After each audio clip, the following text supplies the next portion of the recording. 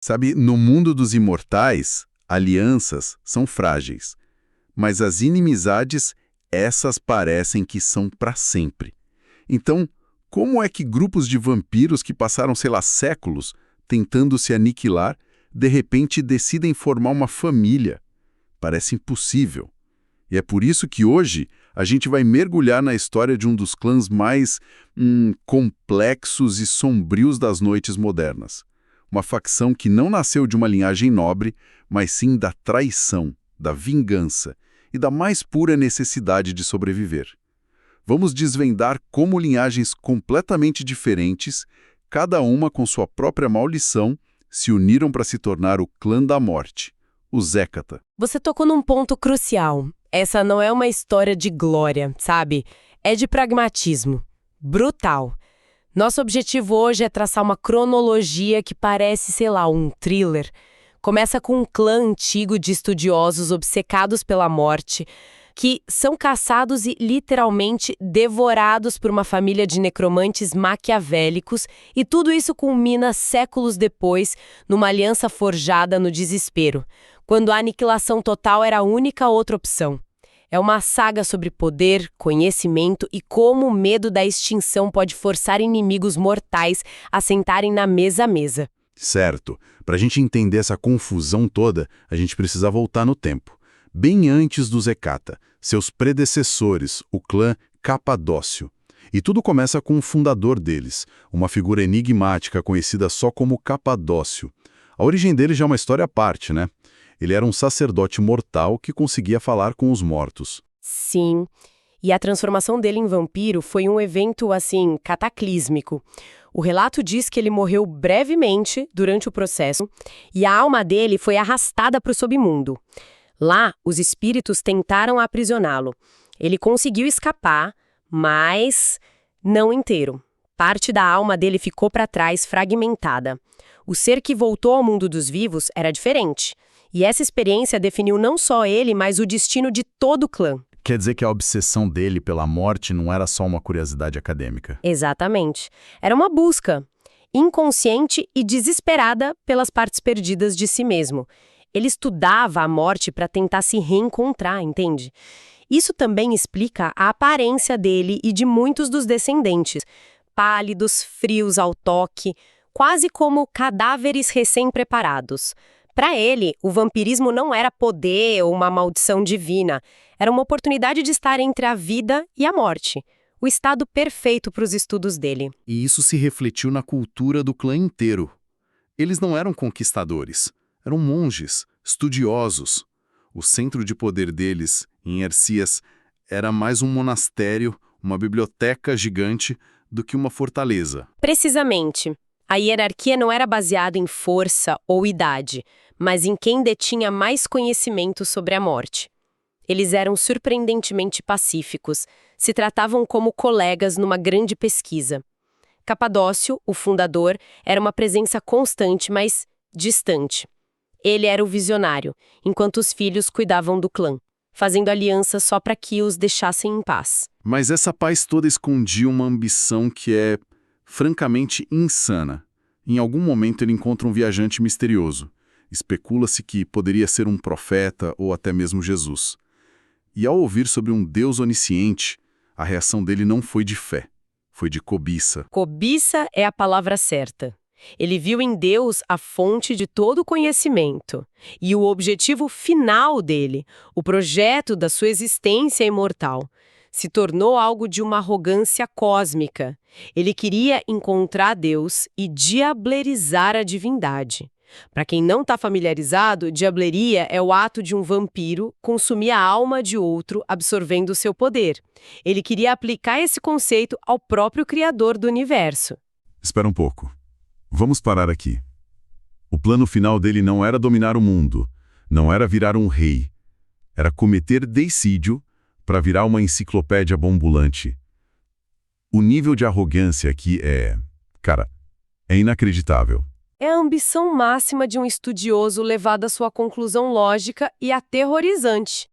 E isso revela um lado dele que não era nada pacífico. Essa busca por conhecimento digno o tornou impiedoso. Há relatos de um expurgo onde ele reuniu milhares dos próprios descendentes, os julgou intelectualmente inferiores e os selou em cavernas para morrerem de fome, simplesmente porque não estavam à altura do grande projeto dele. Isso muda tudo. Então eles não eram só estudiosos indefesos. De forma alguma. Dentro do clã existiam linhagens com funções específicas. A mais notável era a das Lâmias, também conhecidas como Górgonas. Elas eram uma linhagem de guerreiras ferozes, dedicadas a proteger os estudiosos. E elas tinham uma arma biológica terrível. A mordida delas transmitia uma doença necrosante. E foi justamente na busca por mais conhecimento que Capadócio cometeu seu erro fatal. E aqui entram os Giovanni, uma família de comerciantes venezianos que, vamos ser honestos, parecem os vilões perfeitos de uma tragédia. Eles já usavam necromância para espionar rivais, para obter vantagens financeiras. Exatamente. Augusto Giovanni, o patriarca, era a antítese do Capadócio. Ele não via o conhecimento como um fim, mas como uma ferramenta para o poder. Quando Capadócio ofereceu o abraço a ele, a imortalidade, Augusto viu a oportunidade da vida dele. Ele percebeu na hora que aqueles estudiosos idealistas eram ingênuos, manipuláveis. Mesmo com os avisos do filho mais próximo do Capadócio, ele cometeu seu maior erro e trouxe Augusto Giovanni para o clã. É quase uma tragédia shakespeariana. O mestre que, na sua busca pelo conhecimento supremo, acolhe a serpente que vai destruí-lo. E a traição foi planejada desde o primeiro segundo. Os Giovanni se tornaram um culto dentro do clã. Eles aprendiam tudo o que podiam, mas mantinham seus próprios segredos, acumulando poder. Então, em 1444, o plano se concretizou. Augustus orquestrou uma série de eventos para distrair a recém-formada Camarilla e, no meio do caos, ele caçou e diabilizou o próprio senhor. E o que se seguiu foi um genocídio. Augustus iniciou uma caçada que durou mais de 500 anos, para exterminar cada capadócio e cada lâmia que ele pudesse encontrar. Com o clã original em ruínas, os Giovanni se declararam o novo clã da morte. A estrutura deles era o oposto da acadêmica. Era uma máfia, baseada em laços de sangue, medo, lealdade forçada. Eles operavam com uma crueldade eficiente. Criaram o que chamavam de máscara interna. A maioria da família Giovanni vivia e morria sem saber de nada, entende? Sem saber que seus tios, avós, primos eram vampiros necromantes. Só os mais ambiciosos, leais e impiedosos eram trazidos para o círculo interno. E o plano megalomaníaco do Capadócio? O Augustus descartou isso? Não, ele o adaptou. E aqui a história fica ainda mais sinistra. Augustus não tinha interesse em devorar Deus. O poder dos Giovanni vinha de controlar os espectros no submundo. Então o grande plano dele passou a ser derrubar o véu que separa o mundo dos vivos do mundo dos mortos. Ele acreditava que fazendo isso, o mundo viraria um cemitério sem fim e com seu exército de fantasmas, ele e sua família teriam poder ilimitado. É fascinante ver essa dinâmica. Os acadêmicos sendo devorados pelos pragmáticos. Mas enquanto essa briga de família acontecia na Europa, existia um terceiro grupo, totalmente isolado disso, que chegou ao vampirismo por um caminho bizarro e, honestamente, muito mais aterrorizante. Sim, os Nagaraja. A origem deles é única. Eles não descendem de nenhum dos antediluvianos. Originalmente eram um grupo de magos humanos na Índia, os Sdrayan, obcecados em alcançar a imortalidade. Na jornada deles, eles entraram em conflito com os seguidores de Sete e, para combatê-los, tomaram uma medida desesperada. O que eles fizeram? Eles coletaram grandes quantidades de sangue vampírico dos setitas. Através de um ritual complexo, eles purificaram magicamente esse sangue. Removeram a lealdade a Sete, mas mantiveram a essência da maldição. Então, o culto inteiro cometeu suicídio ritualístico, mergulhando seus corpos no sangue tratado e renascendo como os primeiros Nagaraja. Mas o ritual, essa tentativa de enganar a natureza, teve um efeito colateral horrível. Peraí, a maldição deles não era só sede de sangue, era... Não, eles nasceram com a fome dupla. Eles precisavam de sangue, mas também precisavam consumir carne humana para sobreviver. Esse canibalismo os tornou párias instantâneos. Monstros até para os padrões de outros monstros. Isso dividiu o clã. Alguns tentaram se manter fiéis ao seu propósito, servindo como guardiões no submundo. Outros, no entanto, abraçaram a monstruosidade, virando predadores selvagens. Então temos 3 abordagens para a morte. Os capadócios a estudavam, os Giovanni a exploravam por poder e os Nagaraja a manipularam para virar imortais e acabaram com uma maldição grotesca. E por séculos, esses 3 grupos mal interagiram. Até que, de repente, o universo decidiu que era hora de acertar as contas. E que acerto de contas. Avançamos para as noites modernas. O Giovanni toma o auge. A caçada aos capadócios é considerado um sucesso, eles estão prestes a realizar o grande ritual para derrubar o véu. E é nesse exato momento que tudo desmorona. De forma espetacular. Uma série de catástrofes acontece quase ao mesmo tempo, como se o universo estivesse cobrando a dívida toda de uma vez. Qual foi a primeira peça do dominó cair? O sexto grande Maelstrom, uma tempestade espiritual apocalíptica que varreu o submundo, destruindo reinos fantasmagóricos inteiros. Isso aniquilou a base de poder dos Giovanni da noite para o dia. Segundo, aproveitando o caos, os fantasmas dos capadócios, massacrados, consumidos por séculos de ódio, encontraram um jeito de voltar. Eles possuíram corpos, criaram novos e se tornaram os Harbingers of Skulls, os arautos das caveiras. E o único objetivo deles era a vingança. E eles não perderam tempo. Atacaram os Giovanni diretamente. Sim, atacaram a fortaleza principal em Veneza. No meio da batalha, Augustus Giovanni, o patriarca que liderou o clã por 500 anos, simplesmente desaparece. Ninguém sabe se foi destruído, se fugiu, se foi levado. Para piorar, as atividades deles finalmente chamaram a atenção errada. A Segunda Inquisição. Agências mortais de caça-vampiros os identificaram e começaram a caçá-los ativamente. E para fechar a conta, os poucos Nagaraja que viviam no submundo foram expulsos pela tempestade e forçados a buscar refúgio no mundo dos vivos, sem ter para onde ir. É uma tempestade perfeita. Em poucos anos, o clã mais rico e seguro do mundo estava sendo caçado por fantasmas, vampiros vingativos e agentes mortais.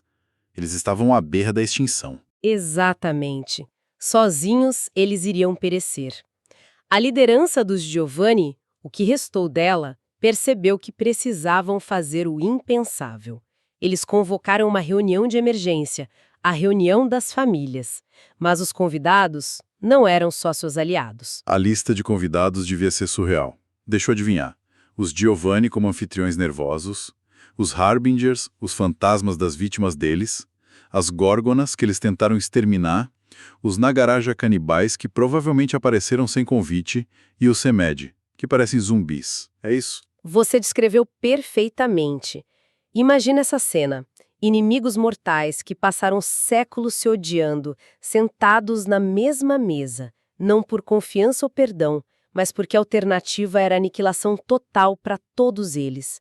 Foi uma aliança forjada no mais puro e absoluto desespero. E o resultado foi a criação de um novo clã unificado e independente. O clã Hécata. E aqui acontece a parte mais bizarra de toda essa história. No momento em que a aliança foi selada, algo mudou.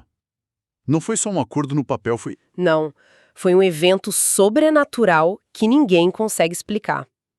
No instante em que se uniram, o sangue de todos os membros mudou. As antigas maldições desapareceram. A fome de carne dos Nagaraja, a aparência cadavérica dos Samed, tudo sumiu e foi substituído por uma nova e única maldição que afetou a todos, sem exceção. Que maldição é essa? A mordida dolorosa. Normalmente, a mordida de um vampiro, o beijo, é extasiante para a vítima, o que facilita a alimentação. Para o Hécata, a mordida se tornou excruciantemente dolorosa para o mortal. Cada alimentação é um ato de agonia para a vítima, o que a torna barulhenta, perigosa, muito difícil de esconder. Como assim o sangue mudou? Isso não é só política. É como se a biologia sobrenatural deles tivesse sido reescrita para selar o acordo. Isso sugere que a união não foi só uma decisão deles. Alguma força maior parece ter ratificado essa aliança. Essa é a grande questão que paira sobre o clã. Foi um evento sem precedentes.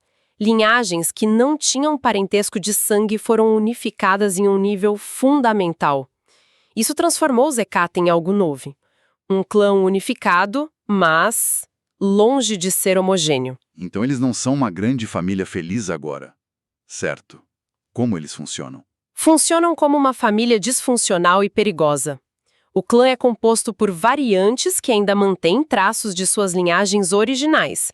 Os Giovanni, com sua influência financeira e social, ainda são a liderança, mas agora precisam negociar, não só comandar.